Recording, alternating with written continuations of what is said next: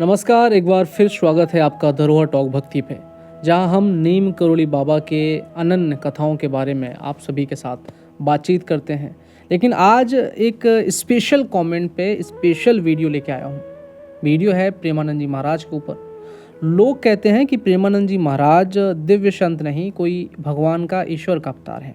कई लोगों का मानना है कि ईश्वर का अवतार कैसे हो सकते हैं, कुछ समय तक तो वो सड़कों पे घूम रहे थे। लेकिन मैं एक चीज़ आपको बताना चाहता हूँ, प्रेमानंद जी महाराज में और नीम करोली बाबा में जरा सा भी अंतर नहीं है।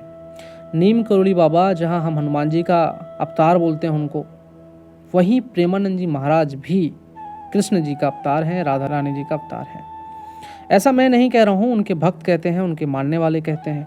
क्यों कहते हैं उसके पीछे कारण बता देता हूँ। नीम करोली बाबा जब इस धरती पे थे, इस पृथ्वी पे थे, जितने भी उनके अनुयायी थे वो उनको एक ही बात के लिए ज़्यादा फोकस करते थे, फोर्स करते थे। वो था कि राम राम का जप करिए, राम राम का जप करिए, कोई गलत काम नहीं करिए, किसी भी धर्म पे कोई उंगली मत उठाइए, किसी भी धर्म के लोगों को गाली मत दीजिए, मिलजुल के रहिए। शांति का पाठ पढ़ाते थे, एकता का पाठ पढ़ाते थे, क्योंकि हमारा देश और इस देश के रहने वाले लोग सब एक हैं।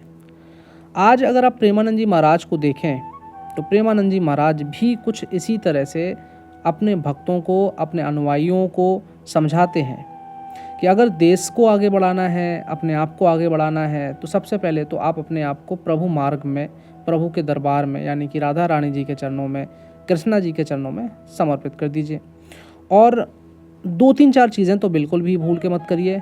किसी का गलत नहीं सोचिए, मांस मदिरा नहीं खाइए, जुआ नहीं खेलिए, किसी के ऊपर अभद्र टिप्पणी मत करिए, किसी का अहित नहीं चाहिए, भाई का हक मत मारिए, माता पिता की सेवा करिए। अच्छे काम करने के लिए प्रेमानंद जी बोलते हैं, वही सेम चीज़ नीम करोली बाबा बोलते हैं। अब इसमें फ़र्क क्या है, फ़र्क क्यों नहीं है? नीम करोली बाबा भी संत थे, प्रेमानंद जी महाराज भी संत हैं। प्रेमानंद जी महाराज राधा रानी जी के लिए समर्पित हैं। कहा जाता है कि उनकी दोनों किडनियाँ फेल हैं, वो इस समय कैसा तकलीफ़मय जीवन जी रहे हैं वो स्वयं वो जानते हैं।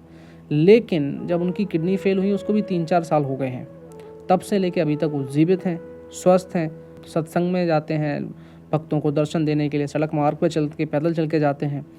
वहीं नीम करोली बाबा भी बुजुर्ग थे, कमज़ोर थे, लेकिन श्री राम जी और प्रभु मार्ग के लिए हमेशा प्रेरित करते रहते थे। आज आप 2 शक्तियों के बारे में जाने, जो महान सिद्ध शक्तियाँ थीं, जो साक्षात परमात्मा का सिद्ध अवतार के रूप में और हम सबको मार्गदर्शन देते आ रहे हैं। नीम करोली बाबा ने भी हज़ारों, लाखों, करोड़ों लोगों का मार्गदर्शन किया। उनके भी हज़ारों की संख्या में भक्त हुआ करते थे, बड़े बड़े लोग हुआ करते थे, चाहे प्रधानमंत्री हों, चाहे बड़े बड़े बिजनेसमैन हों, चाहे देसी हों, चाहे विदेशी हों। सेम हमारे प्रेमानंद जी महाराज के भी हज़ारों, लाखों भक्त हैं।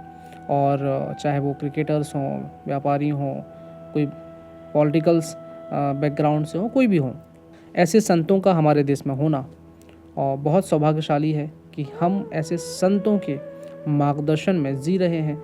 अगर ऐसे संत इस पृथ्वी पे ना हों तो शायद ये पृथ्वी ख़त्म हो जाए। जय श्री राम। ये मेरा अपना मानना था, अपना मत था, जो मैंने आपको बताया।